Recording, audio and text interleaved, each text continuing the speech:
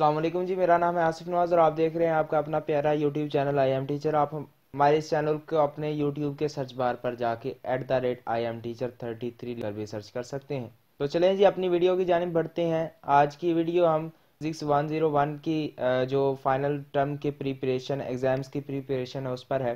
तो पहले एमसीक्यूज की तरफ बढ़ते हैं। कहते हैं net torque applied to object always tend to produce. कहता है कि हमारे पास जो एक नेट टॉर्क होता है टू आर रिजिड बॉडी, कोई भी हमारे पास रिजिड ऑब्जेक्ट होता है, वो क्या चीज करने की वो क्या चीज करने की कोशिश करता है, किस चीज की तरफ मजबूर करता है। टॉर्क जो होता है, नेट टॉर्क अप्लाइड होना रिजिड बॉडी, वो एंगुलर एक्सेलरेशन करवाने की कोशिश करता है। जब भी एक बॉडी पर किसी भी रिजिड बॉडी पर हम टॉर्क अप्लाई करेंगे तो वो उसकी एंगुलर एक्सेलरेशन करवाएगा।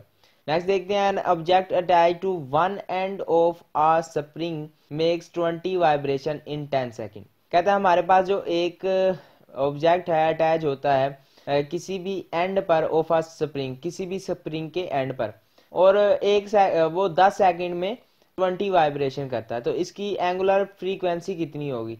तो एंगुलर फ्रीक्वेंसी का जो फार्मूला है वो है F is equal to N/T, यानी number of vibration over time.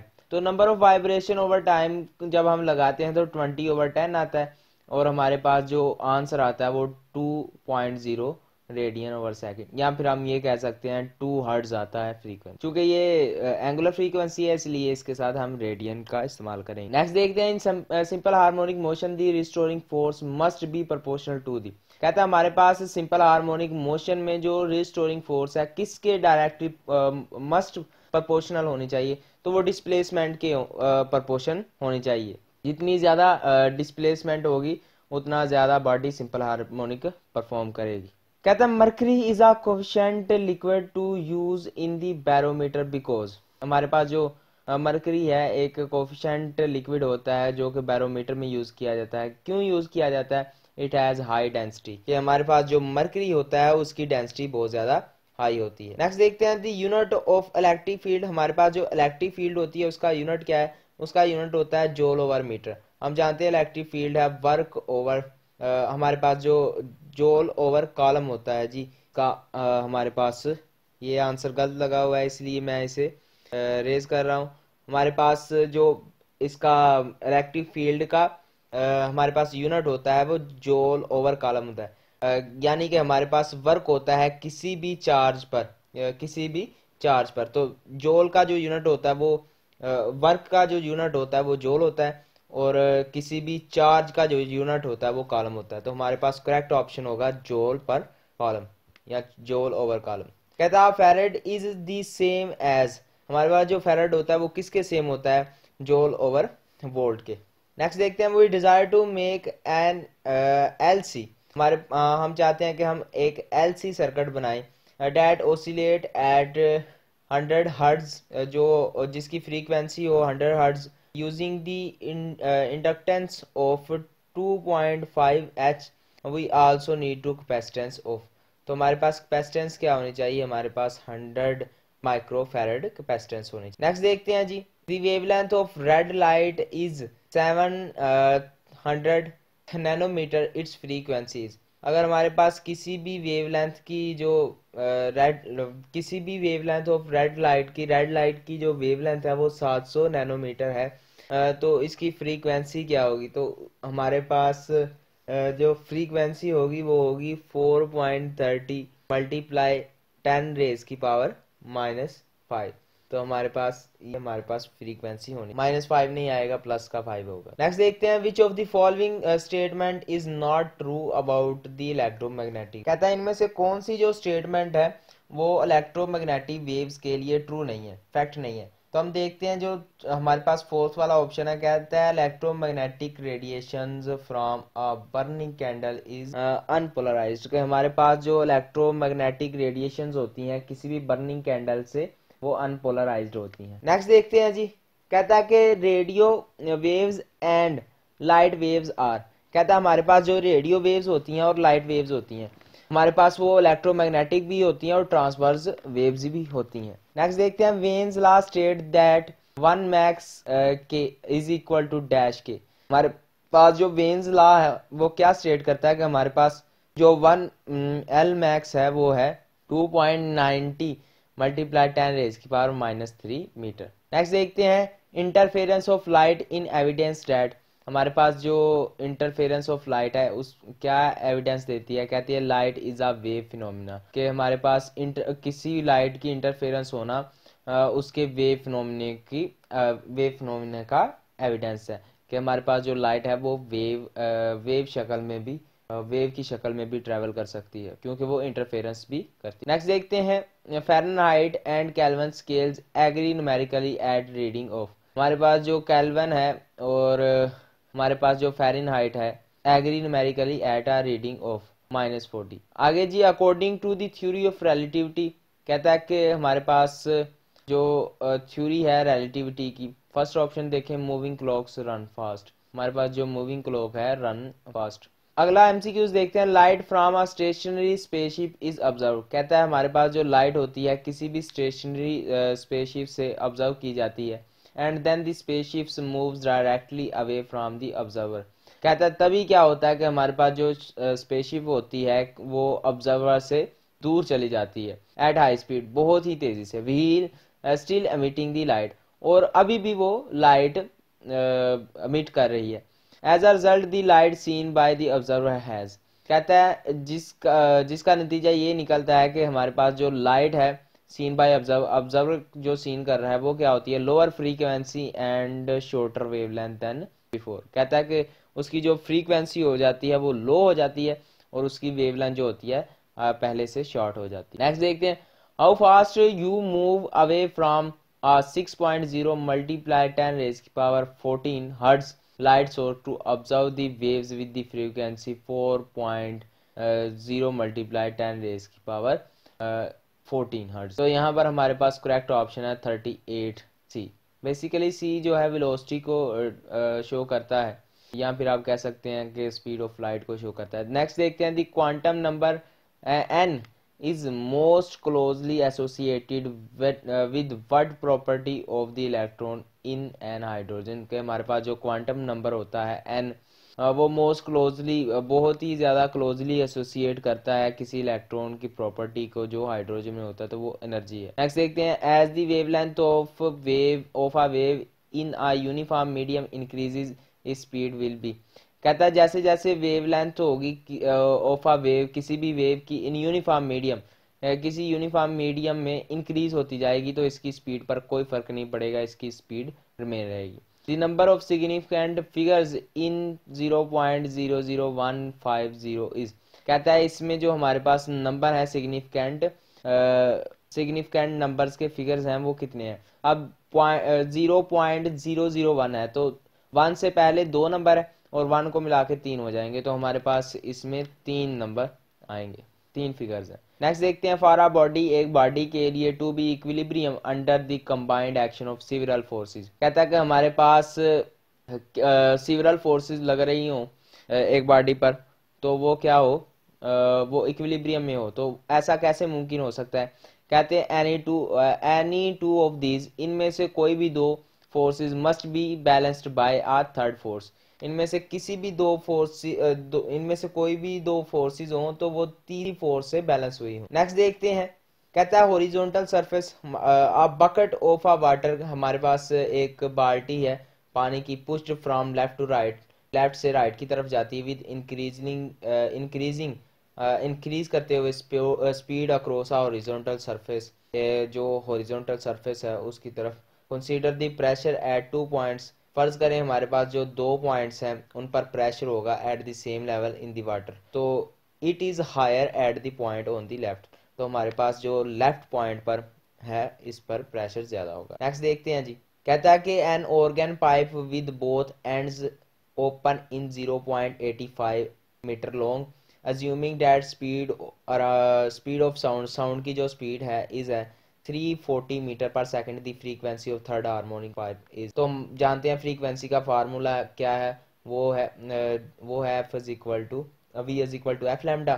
तो हमारे पास एफ क्या आएगा, एफ आएगा वी ओवर लैम्डा। तो यहाँ पर वेलोसिटी डालें और लैम्डा की वैल्यू डालें तो हमारे पास जो आंसर आएगा वो आएगा 600 हर्ट्ज। नेक्स्ट देखते हैं जी, capacitor C1 and capacitor C2 are connected in series. कहता है कि हमारे पास C1 और C2 कनेक्ट किए हों सीरीज में, the equivalent capacitor is given.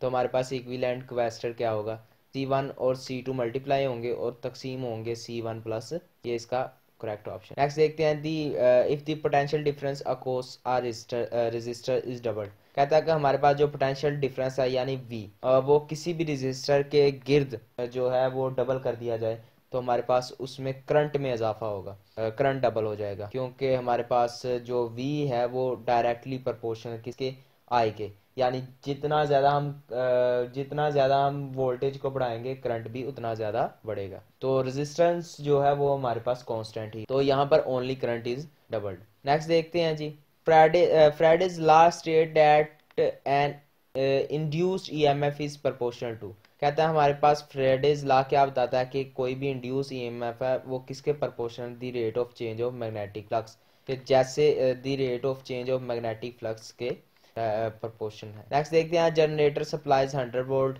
कहता है कि हमारे पास जो जनरेटर है वो 100 वोल्ट सप्लाई करता है टू अ प्राइमरी कोयल, एक प्राइमरी कोयल को फॉर ट्रांसफर, किसी भी transfer. The primary coils has 50 ton, जो हमारे पास प्राइमरी कोल है उसकी टन्स कितनी है 50, and the secondary coil has 50 tons और 500 टन्स। तो हमारे पास जो सेकेंडरी कोल है वो कितनी टन्स रखती है 500। सेकेंडरी वोल्टेज, तो सेकेंडरी वोल्टेज क्या होगी, तो हम इनका फार्मूला जानते हैं, N over is equal to N over V।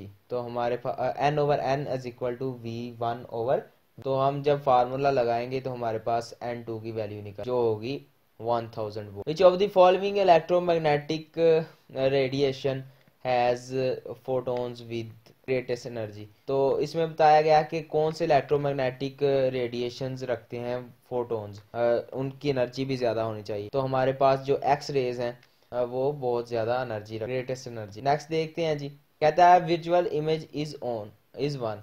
कहता है कि विजुअल इमेज वो है from which the rays diverge as they pass through, कि जिसमें से रेज डाइवर्ज कर जाए जब भी वो से पास हो। नेक्स्ट देखते हैं, what is the unit of magnification factor. हमारे पास मैग्निफिकेशन फैक्टर का यूनिट क्या है, इन तीनों में से कोई भी नहीं, तो हम कहते हैं नो यूनिट, क्योंकि मैग्निफिकेशन फैक्टर का यूनिट होता है। नेक्स्ट हम देखते हैं, कहता है ड्यूरिंग दी एडियाबैटिक प्रोसेस। कहता है एडियाबैटिक प्रोसेस में एन ऑब्जेक्ट डज, एक ऑब्जेक्ट करता है 100 जूल ऑफ वर्क, कि उसका जो वर्क होता है एक ऑब्जेक्ट का वो 100 जूल होता है, और उसका जो टेम्परेचर होता है वो 5 केल्विन होता है। कहता है ड्यूरिंग द प्रोसेस, इस प्रोसेस में it does 25 joule of work. इसमें वो क्या करता है कि 25 जो जूल वर्क होता है वो कर देता है। Its temperature decreases bye 5 kelvin, इसका जो टेम्परेचर होता है वो 5 केल्विन से डिक्रीज होता है। तो हमारे पास कहता है कि it's heat capacity of second process, तो इसके जो सेकंड प्रोसेस की हीट कैपेसिटी होगी वो क्या होगी, हम जानते हैं उसका फार्मूला क्या है हीट कैपेसिटी का, वो है वर्क ओवर टेम्परेचर। तो इसका फार्मूला लगाएंगे तो हमारे पास जो आंसर बनेगा वो बनेगा जी 25 जूल पर केल्विन। तो ये इसका करेक्ट ऑप्शन है और ऊपर वाला नहीं जी। तो 5 जूल पर केल्विन इसका करेक्ट ऑप्शन है। देखते हैं जी नेक्स्ट, कहता है आइडियल गैस, जो एक आइडियल गैस होती है एक्सपैंड इनटू अ वैक्यूम, एक वैक्यूम में एक्सपैंड करती है ना रिजिड वेसल, एक रिजिड वेसल में, as a result there is. तो कहता है इस रिजल्ट में क्या होता है, इस रिजल्ट में आ चेंज इन एंट्रोपी, तो एंट्रोपी में चेंज आता है। नेक्स्ट देखते हैं this Stern Gerlach experiment makes use of. हमारे पास जो स्टर्न गैरलैच एक्सपेरिमेंट था उसने क्या यूज किया, उसने कहा स्ट्रॉन्ग यूनिफॉर्म मैग्नेटिक फील्ड, ने एक स्ट्रॉन्ग मैग्नेटिक फील्ड का यूज किया जो नॉन यूनिफॉर्म थी। नेक्स्ट देखते हैं लार्ज कलेक्शन ऑफ न्यूक्लियाई। अगर हम एक जो हमारे पास न्यूक्लियाई हैं बहुत सारा, उनका कलेक्शन करें, are undergoing alpha decay, और उनको अल्फा डिके में रख दे, the rate of decay at any instant, किसी भी पॉइंट पर जो रेट ऑफ डिके होगा इस प्रपोर्शन, किसके प्रपोर्शन होगा, the number of undecayed nuclei present at that instant. कहता है कि वो उसके इक्वल होगा कि जो अनडिकेड न्यूक्लियाई होंगे उस इंस्टेंट पर। नेक्स्ट देखते हैं जी, नेक्स्ट हमारे पास जो MCQs आता है वो है जी कंसीडर गाज लॉ। हमारे पास जो गाज लॉ है E.D A is equal to Q over 0. Which of the following is true? कहता है इनमें से कौन सा ट्रू है? If the three particles inside have the charges plus Q plus Q and minus 2Q, then the integral is 0. तो इनका integral क्या आएगा? 0 आएगा. इससे नेक्स्ट देखते हैं. कहता है कि a charge point, एक charge point is placed at the center of spherical Gaussian surface. वो चार्ज पॉइंट क्या करता है कि गैशियन सरफेस के सेंटर में रख देता है. द इलेक्ट्रिक फ्लक्स, हमारे पास जो इलेक्ट्रिक फ्लक्स होता है इज चेंज इफ, तो इलेक्ट्रिक फ्लक्स चेंज होगा अगर the point charge is moved of centre, अगर पॉइंट चार्ज है वो क्या करे, मूव्ड ऑफ सेंटर में से मूव कर दिया जाए, but still inside the original sphere, लेकिन अभी भी वो ओरिजिनल स्फीयर के अंदर ही है, लेकिन वो क्या किया गया है कि उसे मूव कर दिया गया है सेंटर में से. नेक्स्ट देखते हैं जी. कहता है the outer surface of cardboard centre of the paper towel roll, तो can not be a Gaussian surface because it is not close, क्योंकि गाशियन सरफेस वो है जो क्लोज होनी चाहिए. नेक्स्ट देखते हैं आप. फिजिक्स इंस्ट्रक्टर, जो फिजिक्स का इंस्ट्रक्टर था, इन एन एंट रूम, एक एंट रूम में, changes an electrostatic generator in 25 micro coulomb, then carries it on into the lecture hall, तो इसे लेक्चर हॉल में ले आता है. The net flux in newton over metre square, तो हमारे पास जो लेक्चर हॉल्स वाल्स हैं वो 2 पॉइंट मल्टीप्लाई 10 रेज की पावर 6 होंगी. नेक्स्ट देखते हैं जी. हमारे पास जो अगला एमसीक्यूज आ रहा है वो है जी. अ कंडक्टिंग ऑफ रेडियस, हमारे पास जो कंडक्टिंग रेडियस है वो क्या है, 0.01 metre, has a charge of 1 point multiply 10 raised to power minus 9 column deposit on it. The magnitude of the electric field is Newton per column just outside the surface then the sphere. तो हमारे पास यहाँ पर 900 इसका correct option होगा, क्योंकि हमारे पास ये जो होती है इलेक्ट्रिक फील्ड वो फोर्स ओवर कॉलम होगी, तो हमारे पास जो 10 की पावर -9 है, ऊपर जाके प्लस की हो जाएगी, तो हमारे पास आंसर क्या आएगा, 900. नेक्स्ट देखते हैं जी. कहता है 10 कॉलम ऑफ चार्ज जो है placed on a spherical conducting shell, कहता है कि वो स्फेरिकल कंडक्टिंग शेल के अंदर रखा गया है. A particle with a charge of -3c, कहता है कि एक चार्ज पार्टिकल है -3c में रखा गया है at the centre of the cavity, centre of cavity में. The charge outer of shell is, तो उस आउटर ऑफ शेल में जो चार्ज होगा, 10 में से माइनस करेंगे 3, तो हमारे पास प्लस का 7 आएगा, तो यहाँ पर पॉजिटिव 7 ही है. नेक्स्ट देखते हैं, ये पहले भी कर चुके हैं, इससे आगे वाला देखते हैं. कहता है चार्ज इज डिस्ट्रीब्यूटेड, चार्ज जो है डिस्ट्रीब्यूटेड किया जाता है on the surface of a large flat plate, एक लार्ज फ्लैट प्लेट पर. द इलेक्ट्रिक फील्ड, जो इलेक्ट्रिक फील्ड होगी 2 centimetre from the plate is 30 Newton पर कॉलम, 30 न्यूटन पर कॉलम होगी, and the electric field 40 centimetre, तो हमारे पास जो करेक्ट ऑप्शन होगा वो होगा 30 न्यूटन पर कॉलम. तो ये थी जी आज की वीडियो. उम्मीद है आपको ये वीडियो पसंद आई होगी. हमारे चैनल को सब्सक्राइब करना, हमारी वीडियोस को लाइक करना मत भूलिएगा. इंशाल्लाह मिलते हैं अगली वीडियो में, तब तक के लिए अल्लाह हाफिज़.